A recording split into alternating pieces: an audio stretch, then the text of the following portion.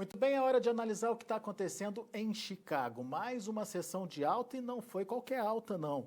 A gente vê aí valorizações de 16 até 17 pontos nos principais vencimentos, uma alta que já vem sendo registrada aí no mercado desde o anúncio do último relatório de oferta e demanda na semana passada, e agora a soja volta, pelo menos em novembro, volta aí ao patamar acima dos $9 por bushel. Será que é um novo momento para a soja? Será que é um número consolidado aí e uma tendência de alta que está se tornando realidade? Vamos perguntar para quem entende, para quem acompanha o mercado e principalmente entender quais são os fundamentos aí que justificam essa movimentação. Marcos Araújo, direto da Agriinvest, está aqui com a gente. Seja bem-vindo, viu, Marcos? Obrigado pela participação conosco aqui no Notícias Agrícolas. Analisando pontos positivos e negativos do mercado, o que a gente encontra hoje, Marcos? E essa alta é justificável? Alexander, muito boa tarde a todos. Prazer falar com você novamente. Obrigado pelas palavras. Sim, Alexander, o mercado ele encontra esse potencial de alta. Isso se justifica principalmente por uma combinação de fatores, não só um fato isolado. Conforme nós vimos alertando, até mesmo num bate-papo que nós fizemos com o João Batista Olive em abril e mais recentemente na semana passada, se não me falha a memória, que nós alertamos dessa tendência a nível mundial do enfraquecimento no enfraquecimento do dólar do índice IDX. Por outro lado, nós temos um movimento contrário. Quando o dólar perde força, nós temos uma tendência natural de alta do índice das commodities, que é o CRB. Dito isso também, Alexander, nós tínhamos, e todo o mercado já sabe disso também, esse forte ritmo da exportação do Brasil, e o Brasil não tem mais soja a partir de setembro.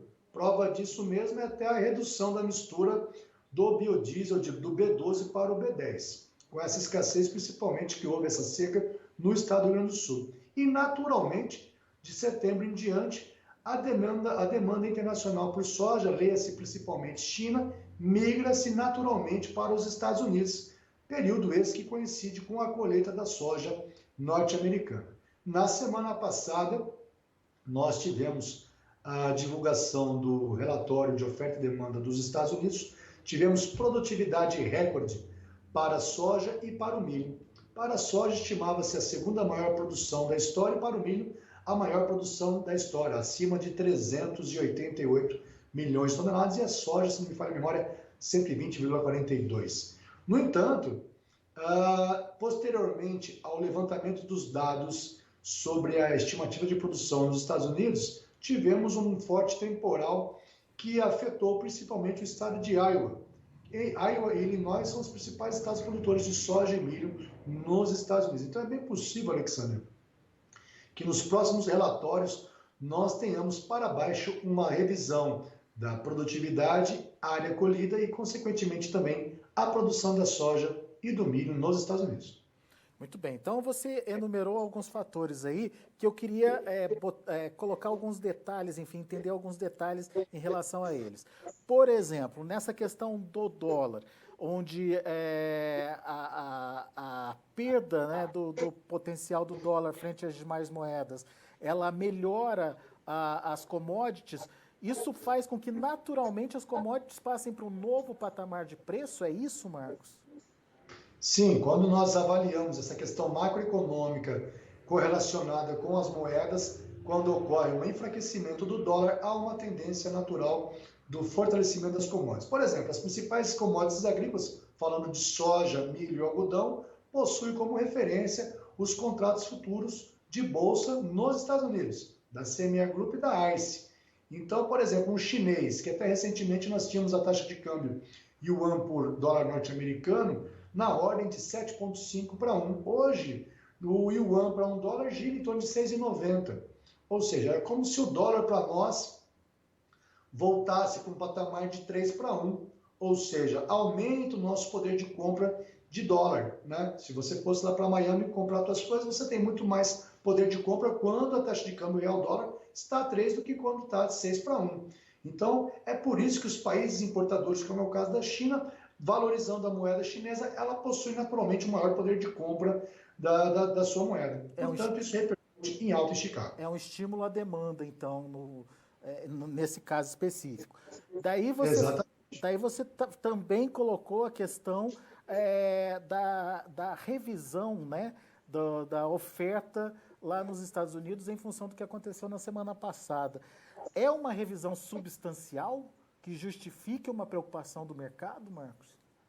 Sem dúvida, tá? Devido à importância do estado de Iowa. Nós temos que avaliar também, tem algumas estimativas muito pessimistas, algo como 40% da produção do estado de Iowa poderia ser afetado, o que repercutiria a menor, algo como de 8 até 10, de 8 a 15 milhões de toneladas no milho, algo como 20 milhões de toneladas a menor na produção do milho, e na soja, algo como 6 milhões de toneladas a menor, Alexander, falando na produção nacional dos Estados Unidos. Ou seja, diante dos números de 120 milhões de toneladas, praticamente voltamos àquela mesma marca ali do 114, relatório anterior, 114, era 112,5, né?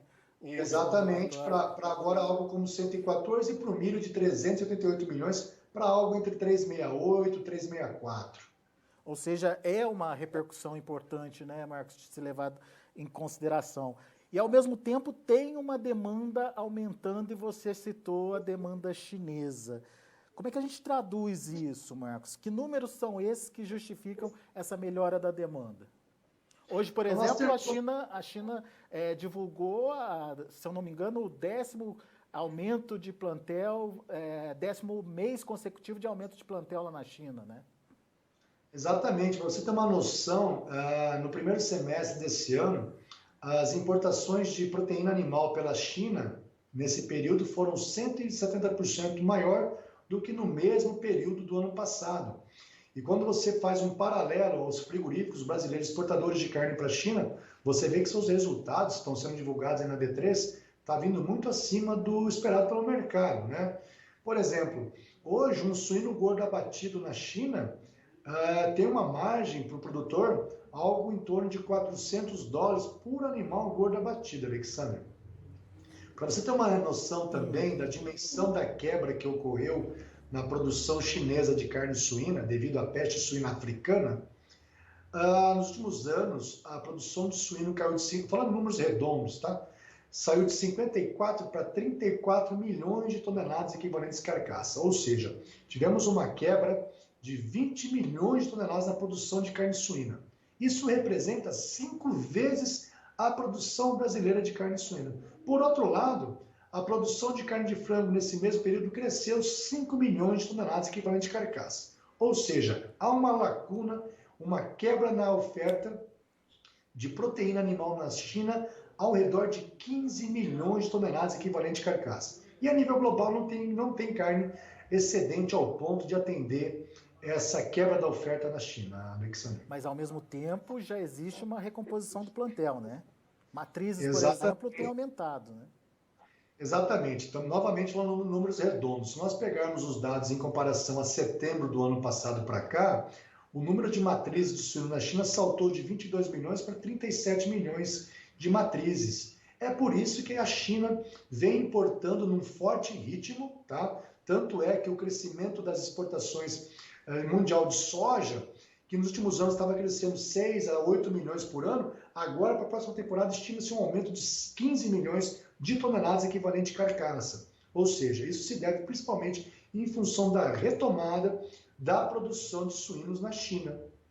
Portanto, isso é muito favorável. E nesse momento agora, de outubro até janeiro do ano que vem, o grande fornecedor de soja a nível mundial serão os Estados Unidos. Portanto, por mais que nós temos uma colheita americana, seja 112, 114 milhões de toneladas, ou até mesmo se confirmar 120 milhões num cenário mais otimista, nós temos agora uma concentração de demanda nos Estados Unidos que pode, pelo menos, dar uma continuidade a essa sustentação de preço que nós vimos em Chicago. Vale lembrar que nos últimos 7 dias, Chicago já teve uma alta de 50 centavos por bushel. Não estou falando que nós vamos ver Chicago a 11, 12 dólares o bushel, mas também acho que ficou muito mais distante uma realidade de vermos novamente o bushel abaixo dos seus 8,50. Pois é.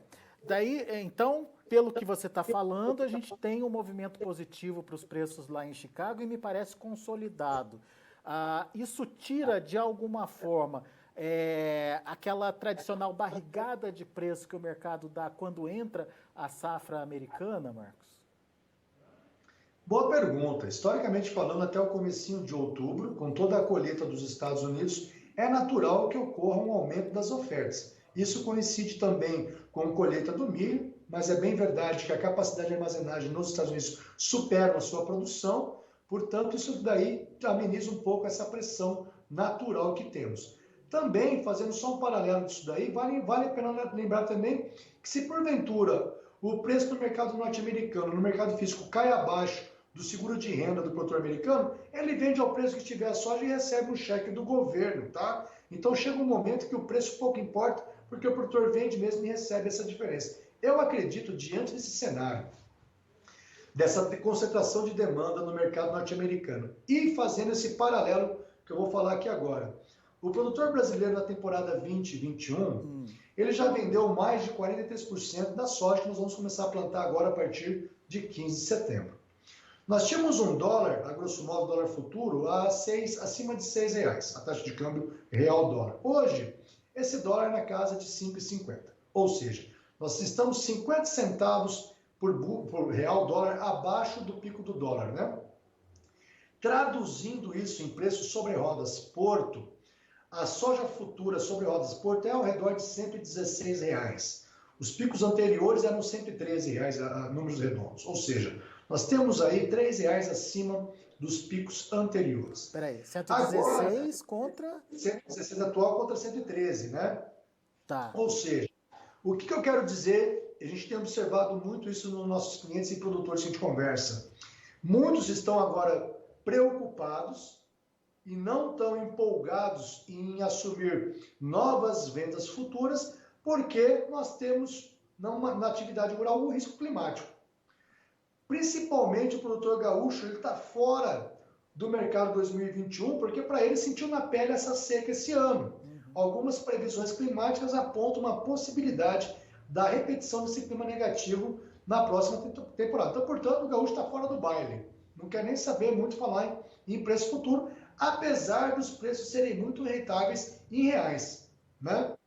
Você está querendo dizer que sem essa proteção do chinês em relação à soja brasileira, que o brasileiro não está interessado em vender nesse momento, obviamente ele vai comprar nos Estados Unidos, é isso? Vai demandar mais dos Estados Unidos.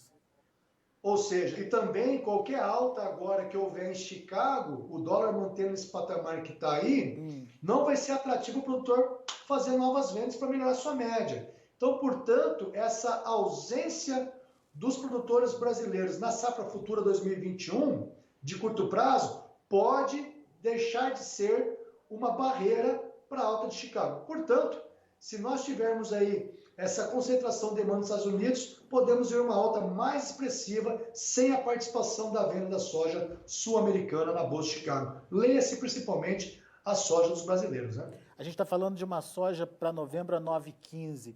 Você trabalha aí com alguma meta, algum potencial aí de teto aí para esses preços, Marcos?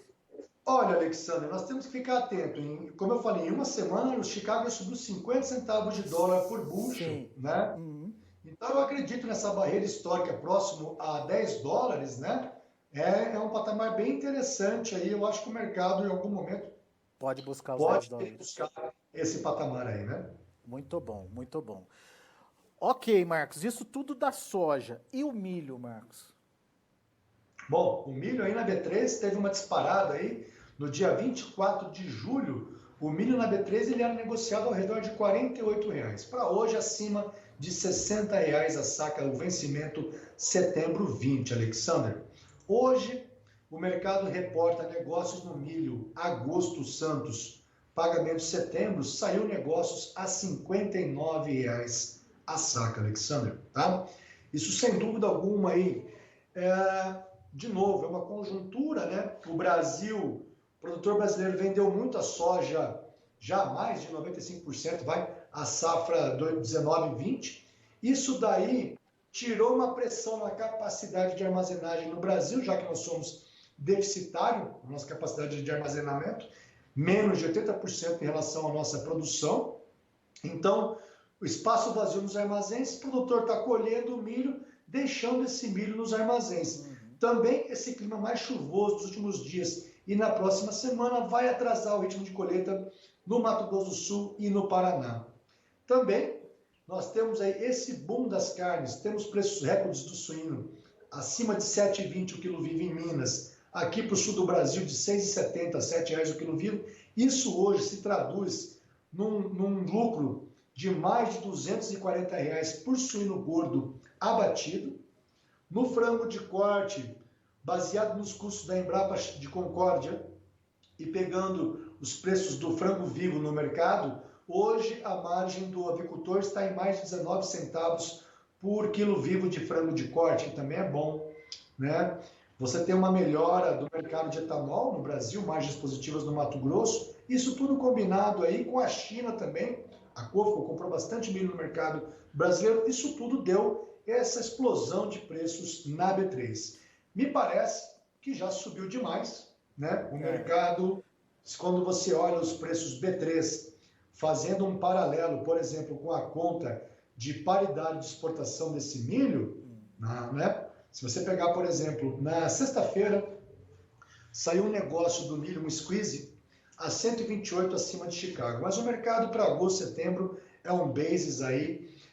Pegando esse de 128, seria um milho sobre a roda Santos a R$ 56,70, Alexander, que liquidaria o milho B3 ao redor de R$ 53,70. E hoje nós temos o setembro B3 a R$ 60, tá? Então, paridade R$ 53,70 e B3 e o B3 a a R$ 60 reais. R$ 60, perdão. Então, você pega algumas praças, por exemplo, Dourados, no Mato Grosso do Sul, o MS, Paraná e Goiás, você tem várias regiões que o prêmio local está muito desvalorizado, mais de R$ 3 a R$ 4 por saca. Portanto, se um produtor está capitalizado nesse momento, não precisa vender o milho até 15 de setembro, e ele tem como manter esse milho armazenado, se ele fosse fazer uma gestão de risco prudente, seria o mais recomendável ele ou vender o contrato futuro de setembro na B3, né, para esperar essa base ajustar, R$ 3 a R$ 4, ou melhor ainda de tudo, ele comprar um seguro de baixa na B3 aí, para setembro, ou já melhor para novembro, e aí ele vai dormir tranquilo, garantindo esses preços aí, porque toda essa forte alta da B3, quando você pega, por exemplo, o relatório da Bolsa, você vai ver que a posição de milho, mais de 60% da posição do milho B3 está na mão de pessoas físicas. Talvez possam ser novos investidores que ainda aí pegam uma bolha aí, que em alguns momentos o mercado fica irracional e sobe numa euforia, né? Vamos ver se vai ser duradouro. Me preocupa, acho que o milho subiu demais de curto prazo, há alguns fundamentos de sustentação, mas a volta pode estar próxima e bem acentuada. Você falou também dessa retenção por parte do produtor pelo fato dele estar capitalizado. Isso é um risco, então, Marcos?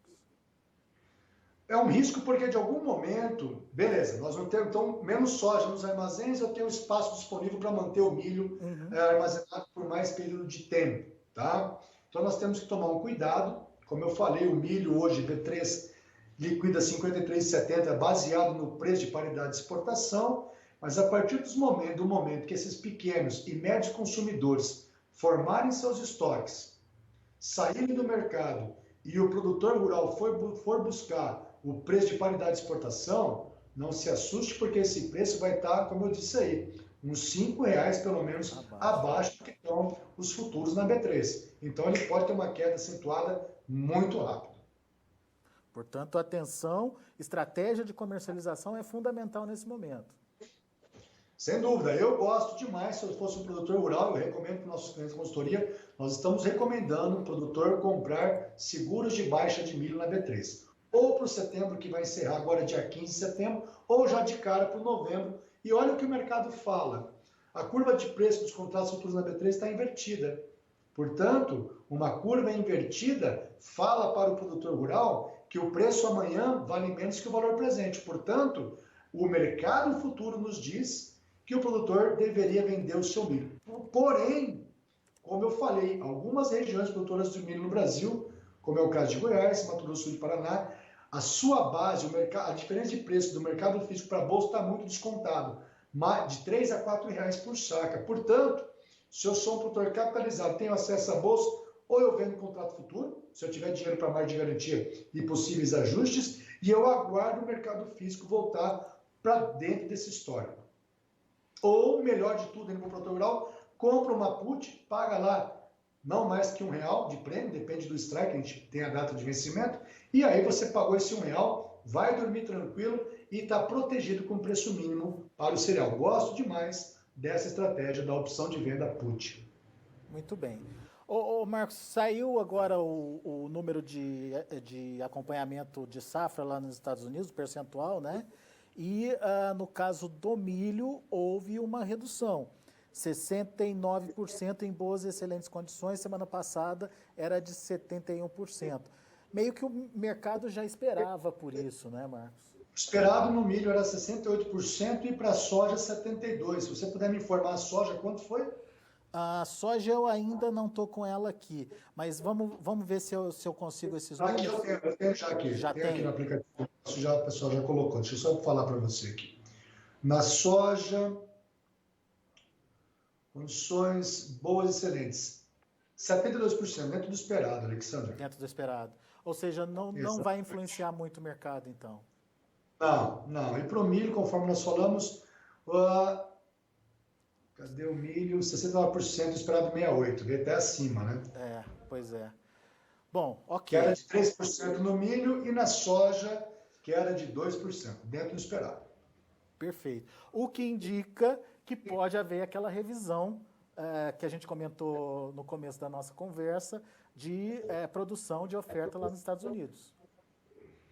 Sim, o mercado aí você pode não ter uma quebra tão grande assim, né? Nós podemos ver muito milho que foi derrubado pelo vento se tornar milho silagem, né? Sim. Nos Estados Unidos. Então podemos esperar, normalmente a área do milho nos Estados Unidos é 8% a área colhida, é 8% menor que a área plantada em função do milho que vai para silagem.